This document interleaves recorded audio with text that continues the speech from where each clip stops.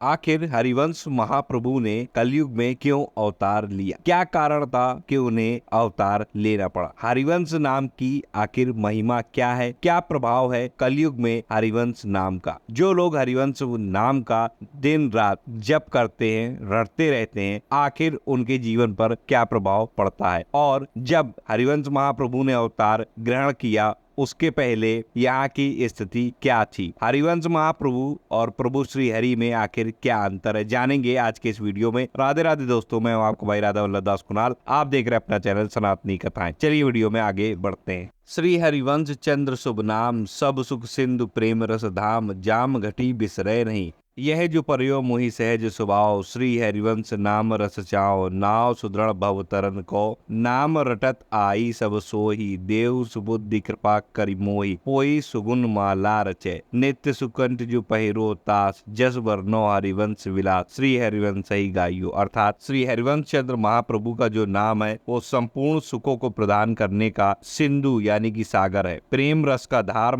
है अर्थात आश्रय है। यह नाम हर किसी व्यक्ति को प्रतिदिन जपना चाहिए। श्री हरिवंश नाम के रस के प्रति श्री सेवक जी महाराज कहते कि यह नाम मुझे इतना प्रिय है क्योंकि मैं समझ चुका हूँ ये नाम ही मुझे इस कलयुग में भव सागर से पार करने के लिए एक बेहतर नाव के समान है, नौका है। इस नाम के रटने में संपूर्ण शोभा यानी कि प्रेम सौंदर्य जो है उपासक के हृदय में प्रकाशित हो जाता है। आगे श्री हरिवंश महाप्रभु की महिमा के बारे में कहा गया है कि श्री वृंदावन वैभव जिति बरनत बुद्धि प्रमाणो किति, तिथि सबय हरिवंश की, सखी सखा क्यों कहो निवेर, तो मेरे मन की अवसेर, तेरी सकल प्रभुता कहो, हरि हरिवंश भेद नहीं होई, प्रभु ईश्वर जाने सब कोई, दोई कहे न अनन्यता, विश्वम्भर सब जग आभास, जस वर्णो हरिवंश विलास, श्री हरिवंश ही गाइयो। अर्थात श्री वृंदावन से संबंधित रस लीलाओं का वैभव इतना विशाल है कि सेवक जी की बुद्धि उसका पूर्ण रूप से वर्णन नहीं कर सकती है, और ये जितना भी वैभव है वो हरिवंश महाप्रभु का है। ब्रज लीला से संबंधित सखागण और निकुंज लीला से संबंधित सखीगण को अलग अलग कहने से मन में ही संकुचितता प्रकट होगी, क्योंकि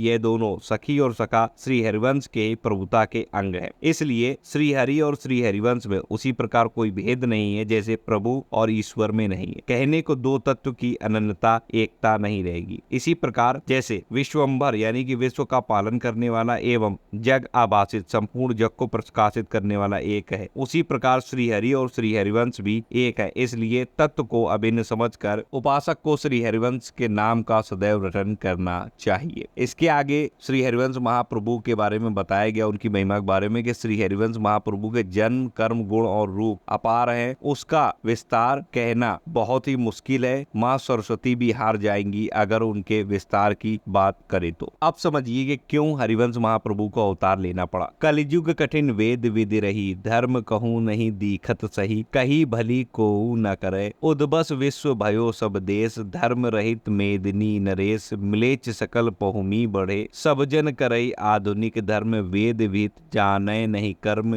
मर्म भक्ति को क्यों लहे, बूढ़त भव आवे न उसास, जस वर्णो हरिवंश विलास, श्री हरिवंश ही गायु। अर्थात अवतार का प्रयोजन बताते हुए कहा गया है कि इस कलयुग में वेद की केवल कर्मकांडी विधि शेष रह गई थी, जिससे कहीं भी धर्म अपने शुद्ध रूप में दिखाई नहीं देता और सही बात बताने पर कोई उसे मानने को तैयार नहीं था। संसार के सब देश उत्पत्तिगामी अर्थात उल्टे मार्ग पर चलने वाले हो चुके थे। राजा लोग धर्म रहित हो गए थे, सारे संसार में म्लेच्छ फैल गए थे। सब लोग आधुनिक धर्मों में रुचि रख रहे थे। आधुनिक धर्म से तात्पर्य यह उन संप्रदायों से है जिनमें अनेक प्रकार के वहमों की प्रधानता होती और क्रूर देवताओं की उपासना की जाती और उनकी संतुष्टि के लिए पशु की बलि दी जाती है और वेद सम्मत कर्मों का ज्ञान उनको नहीं रहा। ऐसे लोग भक्ति के मर्म को कैसे समझ सकते हैं? ये लोग भवसागर में डूबते और उतराते रहते और सुख की सांस नहीं ले पाते। ऐसे लोगों की रक्षा के लिए ही हरिवंश महाप्रभु ने जन्म जो है लिया था, यानी कि प्रकट हुए थे, अवतार ग्रहण किया। हरिवंश महाप्रभु ने देखा कि सारा संसार धर्म रहित हो गया और पृथ्वी मिलेच्छों के भार से दुखी हो रही और इस संसार की रचना करने वाले प्रभु के अतिरिक्त अन्य कोई इसका रक्षक नहीं। श्री हरिवंश चंद्र के मन में कृपा का संचार हुआ और विचार द्वारा उन्होंने ये समझ लिया कि यह संसार वेद मार्ग से विमुख होकर दुखी हो रहा, अतः उन्होंने वेद की सार विधि भक्ति का उद्धार किया। उन्होंने